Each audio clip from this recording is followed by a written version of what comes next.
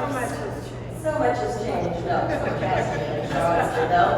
Yeah. So, guys, how has this convention been for you? Have you two ever done a Days of the Dead? What? Have you or Robert ever done a Days of the No, Dead? this is my first one. I really fun.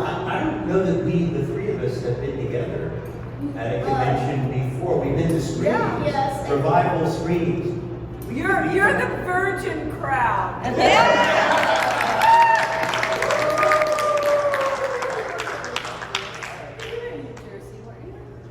don't know. I swear I've seen him But we before. haven't done a lot of conventions. No, we have not done a lot of Q&As, that's for sure. This is all very, very exciting for a lot of us. Thank you guys all for being here. This is amazing. So first and foremost, I would just love to ask you guys, how did the Howling come into your life? What was your audition like? Give me all the deets. I auditioned. I went in and auditioned. I think I had a call back. I hope so. I mean, before they booked me. But the best story, real quickly, was Dan Blatt, our producer, called me and said, "Oh, Dee," after I was cast, "we've got a great cast, but we can't find somebody to play your husband." And I said, "Really? What exactly are you looking for?" And he said, "Well, somebody really strong and virile with a real sensibility." And I went, "Well, shit, I'm engaged to him." No, you got him cast before. You remember? Hold Joe on. did not know. I know that. If I could finish the fucking story. I said, gosh, because I knew if I said, "Oh, my fiance's perfect," they would run the other way, right? So I said, there's this guy I did chips with, Christopher Smith or Stone, some S word. So they went out and found him, brought him in on his own. He got it on his own. And Dan calls me and says, "Dee?" And I went, "Yeah, I did." He said, "Oh, I'm sorry. You know that guy you told us about? We hired him. I was calling to talk to him. I guess I called the wrong number." And I went, "No, you called the right number." And there was this long pause. And he goes, "Oh, shit." That's my story. That's a great story. I have a completely opposite story. Joe, I was in Hawaii, and Joe called me and he said, "Well, we're going to cast you in Howling." I said, "Well, I thought you were holding auditions." And he said, "I am." And I said, "Do you want me to fly in?" And he said, "No." And I said, "Don't you want me to audition?" He said, "What if you blow it?" I said, "Yeah." He wouldn't even let me audition because he was worried, Oh, bull He was. He wouldn't let me audition. I was like, He knew how good you were, and he just hired you. well, I had done Toronto, and I'd done Panama. Yeah. Yeah. You had a history. The Howling was my first film role. I was a theater actor up to that point. I had done 2 leading roles on Broadway. The second one was playing Jack Lemmon's son in a play called Tribute, which was later made into a movie with Robbie Benson playing my part.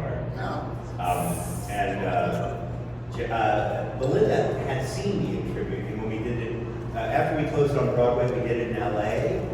Belinda had seen me, and apparently I found out today, or yesterday, that she recommended me to Joe, said this young actor's in the show. Now, here I am playing a disgruntled, angry young man of an irresponsible father. Jack Lemmon was my sort of Peter Pan-like father, and I fought with him the whole play. But I'm a college student. Yelling, I mean, it's not the kind of part where you go, "Oh yeah, that's my werewolf." But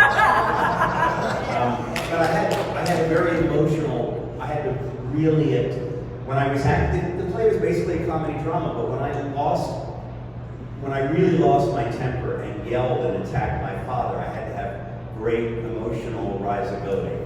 So in any case, I was called in to audition for, my agent called and said, "I don't know if you're interested in auditioning for a werewolf movie." I said, "I love horror movies, would love to do it." I I read for Joe, and I think the reason I was cast is I totally creeped out the casting director, Susan Arnold. Now, Oh my God. the audition scene was the porno booth scene. Maybe is behind it. So I told it, and first of all, you never lay a hand on a casting director. You never do anything that's really threatening. It's just never Or real. done. Or yeah.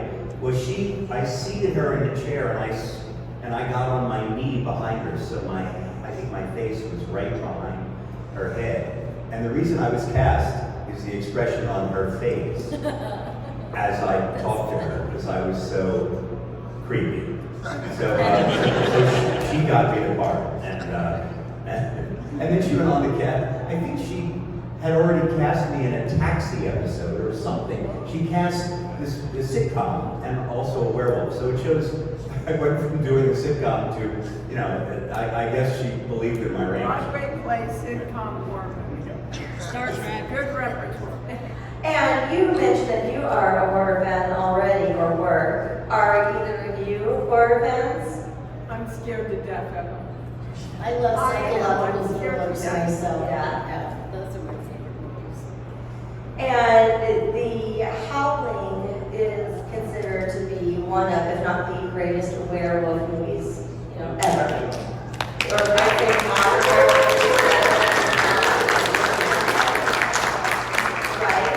How does it feel to be a part of such an amazing legacy all these years later and be here right now, 2024 talking? I'm really proud. Yeah. I'm just really, really proud. You all know how well it holds up.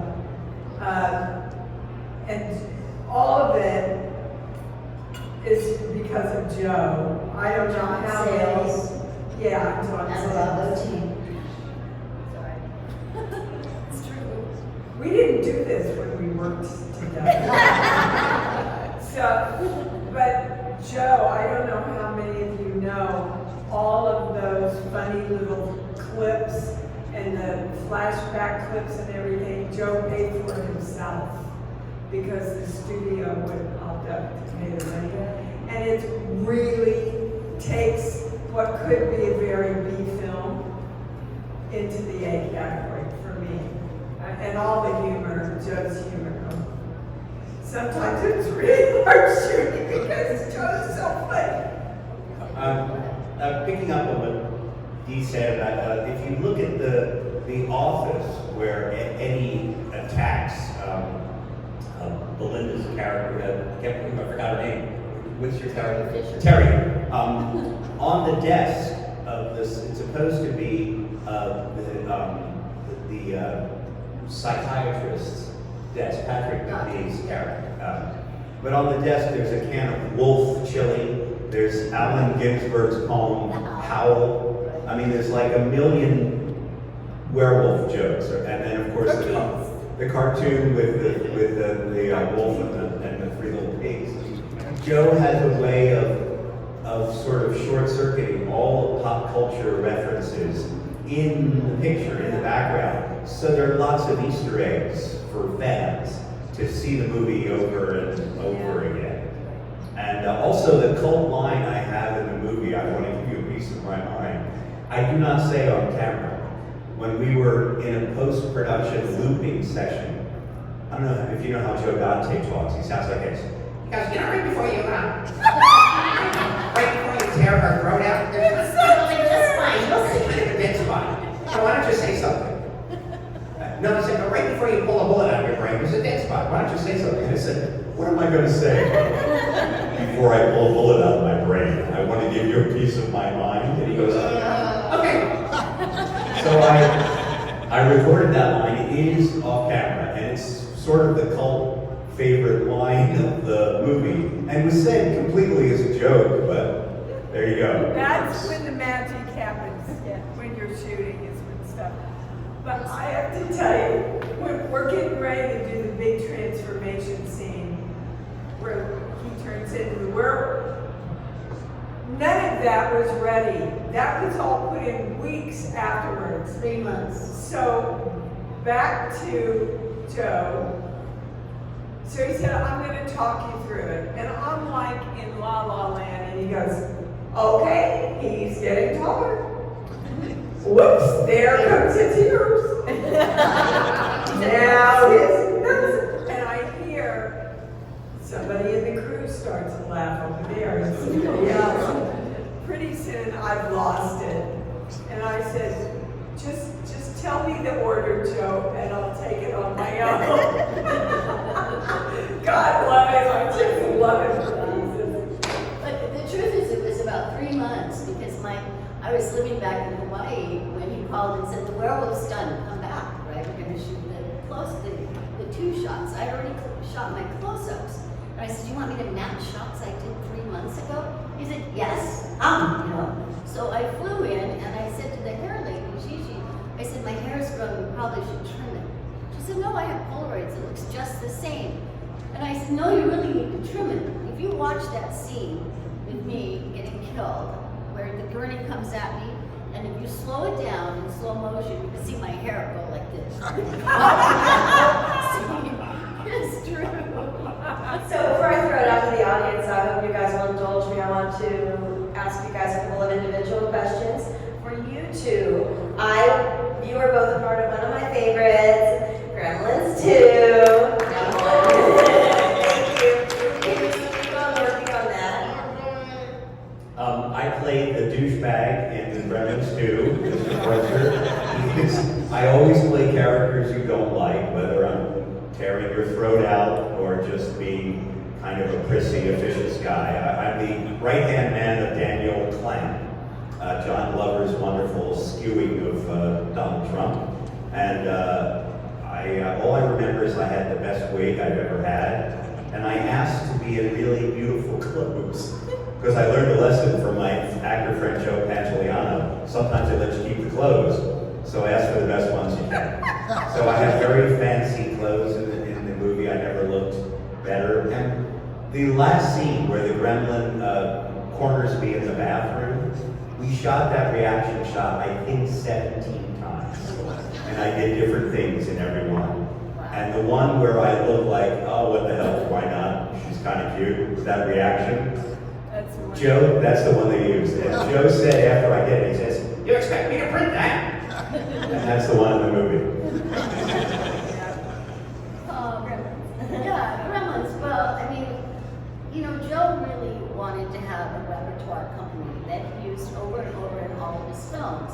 And I was very lucky to be sort of the girl that he used in 12 of his films. And so when Gremlins came out, he said, come, I'll just have you, just come on the set, right? And I said, okay. And the night before I was supposed to shoot, I called Joe and I said, Joe? He's like, yeah. And I said, I don't have a script. He said, a what? I said, a script? He said, neither do I. I said, what are you talking about? What's a gremlin? He said, I don't know yet. We'll find out. And I said, wait a minute, what do you want me to come in and do tomorrow? He said, come in and ad-lib with Polly Holiday, okay? And I was like, oh my God, are you kidding? I'm talking about, I wrote 40 scenes up. I brought a wad of paper to him the next day. I said, I kind of panicked. Did you look at these? And he says, I love the first scene, take it to Polly. She came up with that line, what is it, when it's Christmas, or something like that. Anyway, she came up with that in an ad-lib in her dressing room in 5 seconds. I thought, oh, this is going to be really a good shoot. She was so fun to work with, though. It was I just got really lucky with him. So he put me in Gremlins 2 as a completely different character, not as Mrs. Harris anymore. And was the experience the same as working with Polly as was with Paul? Yeah, well, I had done Cannonball with Paul, so, I knew Paul pretty well. And of course, he wanted me to be eating Raoul, and I told him I wouldn't, so we were kind of having a fight at this moment. But he was also in Piranha, and we were both there in Texas on set, and I had just done Cannonball with him. And Paul and I were both like, no, we don't have a scene together. We're like, yeah, we don't have a scene together. He says, Joe, we don't have a scene together. And I'm like, yeah, Joe, we don't have a scene. Could you guys leave me alone? And we're like, but we don't have a scene together. And he's like, okay, write one. So I ended up writing that scene, the midnight scene with the big moon, where what's her name and I are sitting by the pool, and we start to go skinny dipping. That's a scene I actually wrote, so Paul and I could be in a scene together. But Joe is so open to that. Like, Yeah. like when we did Amazon Women on the Moon, we got one. Bobby and I were sitting out there. They were setting up the 5 cameras live for mine and doing the roast of the comedians, which was so scary to me. And Bob was trying to keep me calm, I think. And he's so funny. This guy is so funny. And he was just throwing lines out. And I'm like, play the straight man really well with Bob. And so Joe comes out and he goes, okay, we're ready.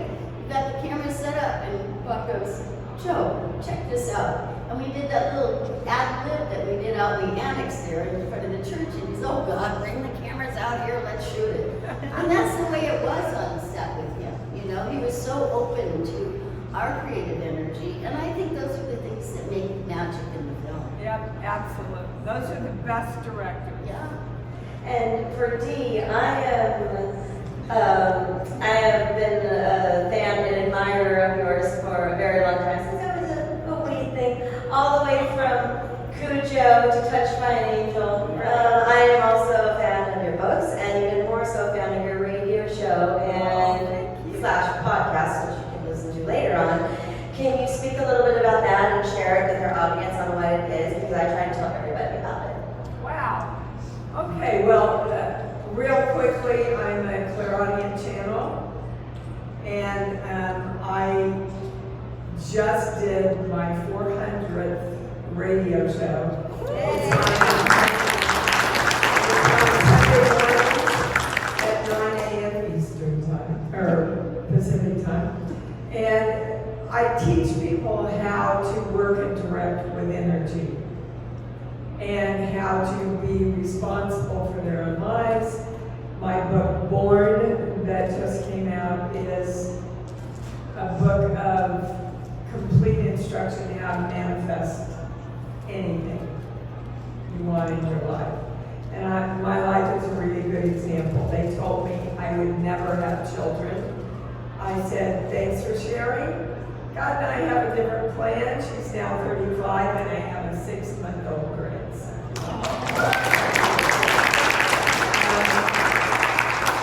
Manifested exactly the same way. I just pictured really clearly what I wanted and felt a lot of love and excitement around it, and literally I was offered E.T.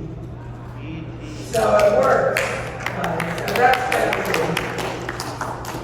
And you can also listen to it in the podcast form if you miss it. It's on Apple. That's how I listen to it. Mike on Spotify. It's on iTunes. Yep. My heart. So check it out. I got a lot from it. I try to tell everyone I know about it, and so I thought it's important plug. Thank you for that. Yeah, of course. Okay, so any audience questions?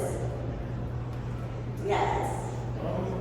Which roles were the most fun out of everything? The Howling or Gremlins? Which role had the most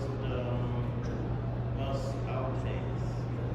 Which role was the most fun, and which role had the most outtakes? Everyone. Oh, you guys do. Which one? Well, Cujo is my favorite film, not to shoot, but it's my favorite film. God, just about killed me. But Chris and I were engaged on the Howling, so I have to say I had an awful lot of fun backstage. She did. She had a lot of fun on that set. My favorite Joe Dante movie is Inner Space. It's a ridiculous role. I don't know. Joe admits that he didn't know how to cast the role, so he just gave it to me. Steven Spielberg wanted the character to be scary, and Joe said, Steven wants it to be scary, but I want it to be funny. So here's what we're going to do. We're going to shoot an audition where you're scary, and we'll fool Steven, and then we'll do what we want. So that's what we did. We shot an audition where I was very mean. I was lit very harshly from one side, so my face looked like a half moon. It fell into darkness. There were no lines to audition with. The character was supposed to just be some weirdo foreigner. So I did a kind of a Middle Eastern accent and read, do you remember the instruction manual you used to get with a video cassette recorder? Is anyone old enough to remember what a video cassette? And it's like how to set the timer when it's blinking 12 o'clock, right? That's what I read. I read in an accent. Here's how to save time on a video cassette. I just did this cheesy accent. I glued a gold tooth in, made with a candy wrapper. I just did anything that seemed weird, and all of it went in the movie. Oh, and then I did a medley of country western songs with a Middle Eastern accent. Like, and one of them I did was I'm an old cowhand, and they put that in the movie. So it was literally, and then all the lines are basically made up. And I remember the producer, Mike Fennell, off camera. Mike Fennell is not the funniest guy in the world, right? So Joe, we're doing the scene where I'm pretending to, Martin Short is pretending to be the cowboy. He's, you know, it's supposed to be my face on Martin Short. And one of the characters says, "Cowboy, what did you do to your hair?" And I say, "I had it done, Clint Eastwood style. You see Outlaw Yossi Vale's mother flick." So I say that line, and Mike Fennell, I can hear him off camera go, "Is that funny? Do you think that's funny?" "I don't think that's funny. That's not funny. Is it funny?" Like that. One of my favorite parts of you, Robert, I have to say, was Explorers. I mean, you were just so funny in Explorers, so delicious and wonderful. I mean, all of us was ad-libbed, I think. Yeah, the Explorers was the job that got me out of heavy makeup for good. They almost killed me in that movie because I was buried alive. And poor Ethan Hawke, it was his first movie, and he had no idea what was going to come out of my mouth. It wasn't really fair to him because I was sat in the makeup chair for 9 hours. I thought of a million things to say, but the one when he's trying to beg my alien character to come visit Earth, and I say, do you remember, because Whack, the alien is actually a teenage alien himself who's lonely, so he's attracted these playmates in space. But I remember I said, Ethan Hawke, that we're in a tight tube shot, and I say to him, I know I look funny to you, but how do you think you look to me? I mean, I watched 4 whole episodes of Lassie before I figured out why the little hairy kid never spoke. He could roll over and play dead great, but I didn't think he deserved a series. Do you? And he would go like this to me. This is the way he looked. Like, he didn't know what to say. And it's a terrible, and then he went on to become a movie star, so I don't feel bad anymore. I have to say, I got lucky in that one that I was asked to come in and audition voices for the female alien up there. And I thought, okay, I sort of saw a little bit of footage, but I really didn't know what he wanted. So I made up like 35 voices. He had me, literally, I auditioned 35 voices. Next day I get a call, he says, "You got the job." And I said, "Great, which voice?" "I don't know." He said, "Just come in and do it." I said, "But wait, which voice am I gonna do?" And they played it back, so I was able to do my sort of Marilyn Monroe. I have to say, my favorite Joe Dante movie was my first movie with him, which was Piranha, because we had so much set, and everything about them. Everybody who was in it was just as wonderful as the cast in Howling. I mean, he just really takes his time to cast the right people, and that's what really makes everything gel so beautiful. Yeah. That's when I first met Rob O'Teen. He was 16, even Joe says he's 18 because they think he wasn't allowed to work until he was 18, but he really was 16. And when they sewed all those piranha on me, and then I jumped in the water, I mean, I'm carrying like 15 piranhas, these big, heavy rubber piranhas, into a pool. But as soon as we got in the pool, they floated, you know. But it was just so much fun to me. It was really fun. Yeah, you think it's all really glorious, don't you? It's movie magic, which is what is so exciting, and it was all practical back then. Yeah, when they asked me to come back and do Critters, my first question was, is it CGI or are you going to use because I wouldn't have done it if it was CGI. I wouldn't have. No They wanted CGI kids allowed. CGI Cujo, I mean, I'm freaking kidding. Yeah. Not a chance. When it came into the legends from the Howling that were amongst the cast, I think one of the real standouts was Slim Pickens. And I'm wondering, do either of you have experiences and stories to tell about interacting with him? You know, I adored Slim. And one of the scenes that was cut out, I was in a hot tub out in the. Yeah, I didn't forget that scene. And I'm not at that point very far from being from Kansas. And I'm going, well, I'm not going to be naked in there, am I, Joe? And he said, I don't care what you put on, as long as it looks like you're naked, from here out. So Slim, we got ready to shoot it, and Slim comes over and he goes, looking pretty good there, kid. I said, thank you, I really have clothes on underneath this. And he said, that's all right, I'll use my imagination. But he and Chris would sit around the fire for hours listening to stories of when the olden days. All these guys would sit around. I was in bed asleep and Chris would just listen to their stories. And they had, were you ever there during that? Oh my God. the Chris's stories. line when he says, "Have you met the boys?" is one of my favorite lines in the Howling. You know, when he says, "I gotta go with the boys," have you met the boys? Yeah. And then something, oh my God, his take on that was so funny. Yeah. Yeah, he was a great guy. He was a great guy, a great husband, a good father.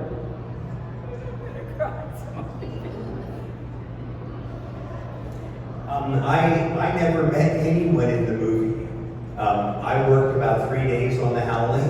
I think 2 of the 3 days were post. I'm sorry. I met other than the 2 ladies on stage. I met Belinda and I met Dee. I never met Patrick McNee. I never met John Kerry. Never met Slim Pickens. All of them beautiful. All the wonderful people that I admired. Never went to Point Lobos where you shot. I was always just in a little tiny crappy set, mostly by myself. Even when Dee is reacting to my transformation, as she said, she shot my reaction shots 3 months before we shot the transformation. So But we did get we to did have the pornos. we had the porno booth scene together. In that, they recently re-released The Howling on Blu-ray. If you'll notice, what I'm saying there in the porno booth doesn't match my lips at all. In the original film, it was so dark you couldn't see my mouth moving. So Joe decided that it wasn't scary enough, so that the speech that I say in the movie was done entirely on the looping stage, the same day that I made up, I'm going to give you a piece of my mind. So the new speech does not match my lips, but you couldn't tell that until the re-release. So yeah, it makes me look like, it makes it look like a bad European film. Sorry? You're a foreigner and someone's drinking. When it comes to filmmaking and creativity, do you feel that it's more conducive with a budget that's high or low? You know, I don't think it really is about the budget at all. I think it's really about the talent that you get together. And by talent, I'm meaning cinematographer, director, actors, and of course the writer. If you don't have the script, you're starting in default already, right? But I've done some really, really big budget films that I didn't think were extraordinary, and I've done some little tiny independent films that I thought were some of the best things I've ever done. Because they have a heart, you know, everybody's worried about money. You're really pitching in and working as hard as they can go.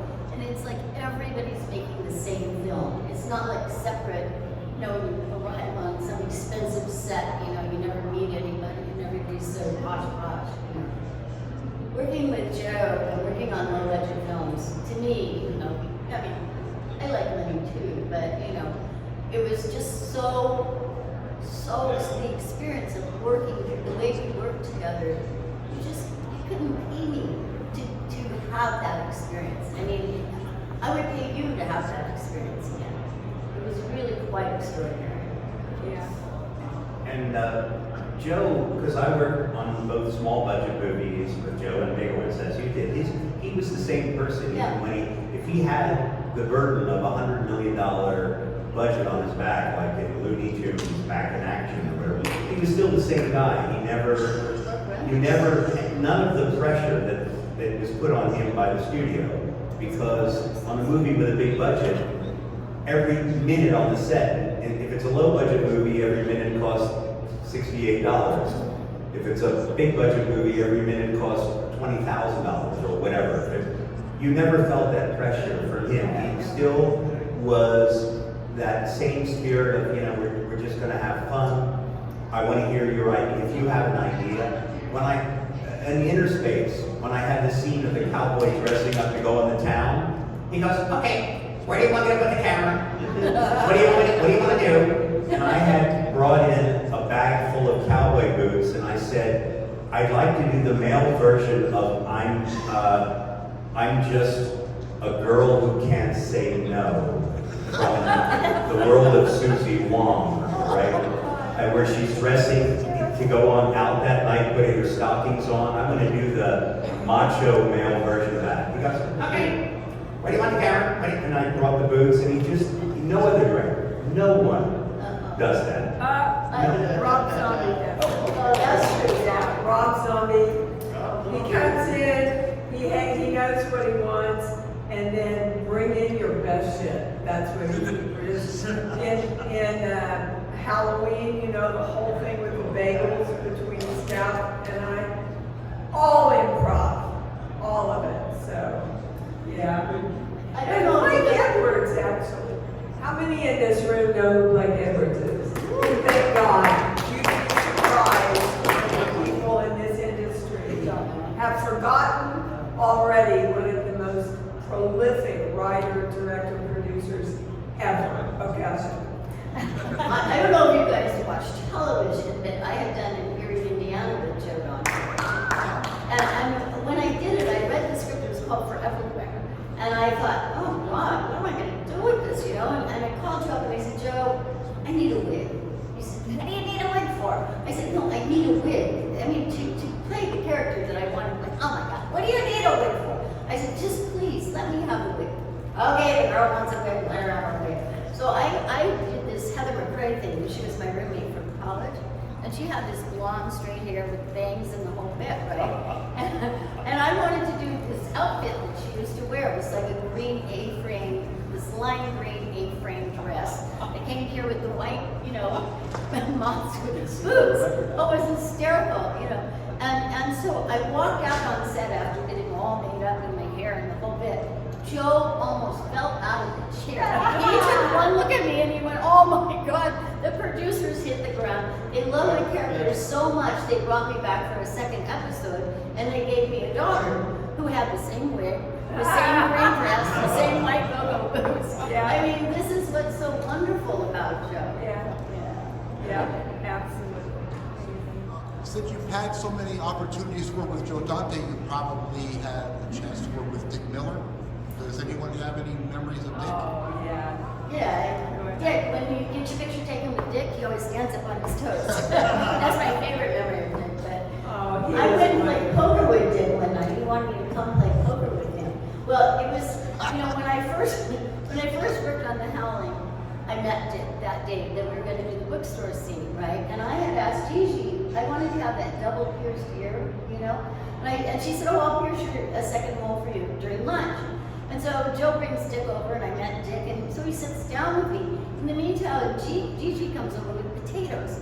She sticks them behind my ear, and she sticks the thing. Dick Miller turned gray right in front of me. And I thought he was going to just melt down. He just almost passed out right in front of me. He was so cute. He was such a wonderful man. Yeah. I did 12 movies with Joe, and I'm with Dick, and I only had one scene with him, and that was the bookstore scene. Wonderful. He's so wonderful in everything he does. Yeah. I remember when we did Runaway Daughters, and we were at the drive-in. Do you remember? And the Well, I drive-in. remember doing it, but. The drive-in had all these posters of Dick when he was young and handsome and virile. And I was so stunned. I had no idea that there was Dick Miller in all these movies back in the day, you know, that I had seen. He's, you know, they made a movie of him called That Guy Dick Miller or something. Yeah. So right on, because everybody knows him, but they never don't remember his name. Yeah. Just such an underrated Sweet man. actor. When I had met Dick at the time I saw The Howling, and I just thought he was the funniest thing in the movie. He was great. That, you know, he just his amazing pace in delivering dialogue. When we were the trash men in the Burbs, it was during the writer's strike, so there was no scene there. There was really very little scene we had. And at the time, Shirley MacLaine had a book out about, you know, Off limits or something. sort of, like that. yeah. About what I do. About that, yes. So I said to Joe, I'm not in the Writers Guild, I'm gonna write this scene, so we have something to do. And the way to do that is always give the other actor the better lines. Right. So I gave gave Dick all the funny lines, and I was simply a lazy guy who would rather talk than work, right? And Dick was the guy doing all the work, but he's too nice a guy to really yell at me. And it was sweet to get to, because I knew Dick at that point now, to write something that I knew he would shine in and be funny, and also we could poke fun at Shirley MacLaine's book. I'm sorry, but it was some of the things. It was really bad. I never wrote scene making fun of your book. This was but the laying on of hands and the healing power of crystals and all that stuff all found its way into the dialogue between two trash men. There's the cell line. That's so Oh, come on, you guys, you're gonna get out of here. But why the hell didn't I ask that question? How was Rob Zombie as a director? Oh my God, I adore him. I love him, I love Sherry. She brings him his health food drink and his vitamins every morning. So cute. But you know, when I did, he sent me 3 from Hell. And I wrote back and I said, oh my God, I've got to do this part, but I have to look really shitty. I don't want any makeup, and I'm going to dye my hair brown, and can I have horn-rimmed glasses? And Oh, that ought to do it. and he writes back and says, okay. That was, and Lords of Salem, you know, I'm sitting in my room and I'm going, oh my God, I can't, you know, I've been playing a part the whole first half of this film. This is who I really am now, and I run to Brock on the set and go, I can't be this blonde Cupid doll anymore. I've got to be harder. I've got to have a different look. And he looks at me and he looks at his watch and says, you got 15 minutes. You know, that's what I mean. They have so much in common about trusting the talent. You know, not that they wouldn't say, that's a stupid idea, and if they didn't feel like it, but they give you so much room to bring your hits to life. And that's really, for me, when the magic happens. So It speaking makes of, acting fun. Yeah. yeah, so speaking of Lords of Salem, you mentioned how we don't let you improv and such. Were there any like really good improvs that happened on Lords? Oh, so many. Like when I hit Bruce over the head with a frying pan. Oh. Totally improv. So many, so much. I mean, every scene just, we get the basics and then everybody takes off. That's it. I love you 3 ladies so much. You 3 witches. I love you all so much. Thank you. Yeah. Thank you. All I had to do was see your 3 names and I'm like, I'm in. Well, you know, and they're 2 really brilliant English actresses who work absolutely the opposite way that I work.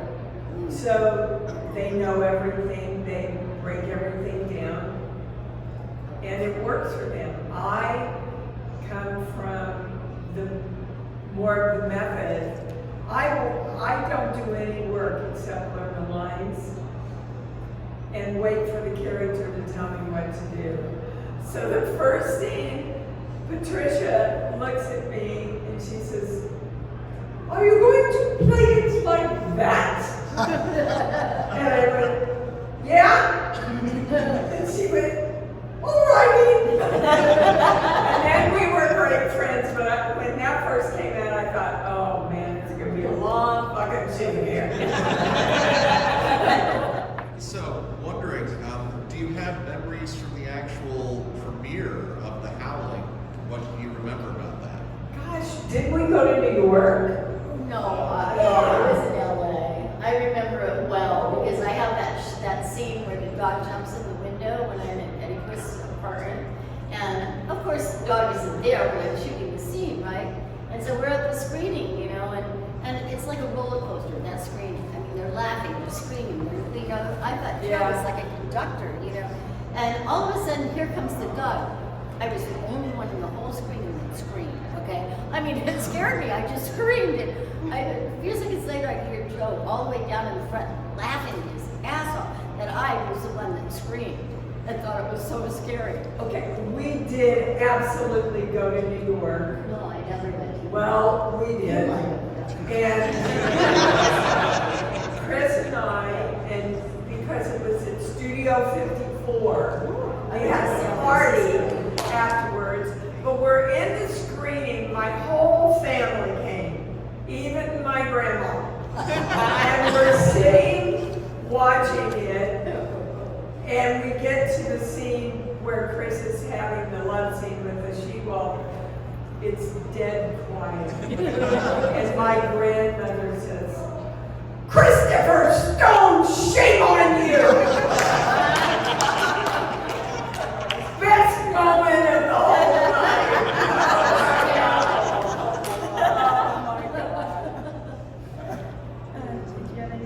Elizabeth Brooks would have loved this. She would have loved to come to these conventions. She really would have. This would have been her favorite thing.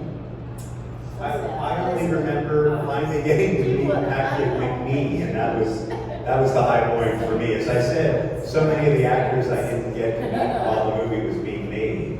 He was such a charming man. And I guess I remember seeing at least the cast and crew screening. I was interested to see how my character, was scary, and yet. I don't know why people, for years I've gotten letters about that role. To me it's disgusting that some people find him, sympathetic, compelling, or compelling is not. But anyway, I used to get letters from like young women, and I couldn't respond to them because I thought, I think it's a little sick that you love this character. So I'm just going to pretend you didn't send me this letter. But anyway, I mean, Eddie is a weird guy, and I remember that I also wanted to be marveling over how sexy your voice was when I was playing back how by having murdered her, which I thought was and once again Joe said, okay, you know, because it was not in the script that I It was on it, right. So I mean, the strangest thing about making the movie for me was I was doing a comedy at the Westwood Playhouse, the Geffen now. I was doing a Frank Lesser musical review. So 6 days a week I would sing and dance, and on the 7th day I was a werewolf tearing a woman's throat out. That was my life for 2 consecutive weeks. Sing and dance Sunday through Saturday, and then Monday go and be a werewolf. It was, it's wonderful to be an actor. Welcome to an actor's life. You know what I would love is I would love a Guys and Dolls werewolf show. That would be great. Guys and Dolls Werewolf show. Wouldn't that be great? I'm just saying. When you said Frank, I was like, oh. That would be great. Instead of a modern, they say an all Take werewolf. back your meat could be like, take back your fur. That could be funny. Right. Okay, one last question to wrap it up. Before I let you guys go, I want to ask you guys, is there something important that you've learned on a set, being set, that you would like to share with us? Covered all 12 God, films. yeah, I learned right away, if it's a bad direction, you gotta speak up. if it's a bad direction, I feel like I have roaches crawling all over me. And I just had an experience like this where basically it was a scene where my son, they thought he was dying. And the opening scene, my husband and I are coming into the hospital, and they come over and they say, can you do it a lot more hysterically? Can you come in real hysterical? And I said, I can, but I'm telling you it's false. And they said, well, what do you mean? And I said, look, I walked into my bedroom and found my father who had tried to commit suicide in my bed. You know what happens? Nothing. Because your brain goes, I'm not seeing this. Wait, what is this? Something's wrong. And I quietly walked into the living room and said, Mom, I think Daddy's tried to hurt himself in my bed. Cut to 2 hours later after the paramedics have come. And they say, he's going to be okay. Both of us lost it then. I said, it's the moment when I know he's okay that you lose it. If I lose it before, I've done all the work for the audience before the moment it happens. So they let me do it my way, and thank me. And so that's what I learned even before I was anybody. I can't do something that's not true. I would agree that that's the most important thing. I agree with Dee that if you get a direction, and I learned my lesson in I guess a funnier way. I was in some cheesy television movie, and I was prosecuting, or I was on the. I had Chris Sarandon on the stand, and the director was a guy named Marty Davidson who had a terrible Brooklyn accent. And I guess because I was the low man on the set, you had Virginia Madsen and all these people that were more famous than me. I was the guy who got picked on. And this is the direction he gave me. All right, here's what I want you to do.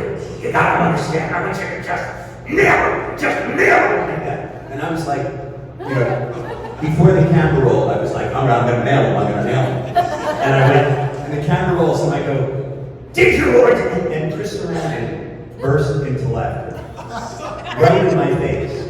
And then he was so embarrassed that he had laughed at a fellow actor. He immediately said, oh, I'm sorry, I'm so sorry. And I said afterwards, I pulled him aside and said, thank you. Thank you for saving me, saving my career. So I learned a lesson that day, which is, I don't argue with directors.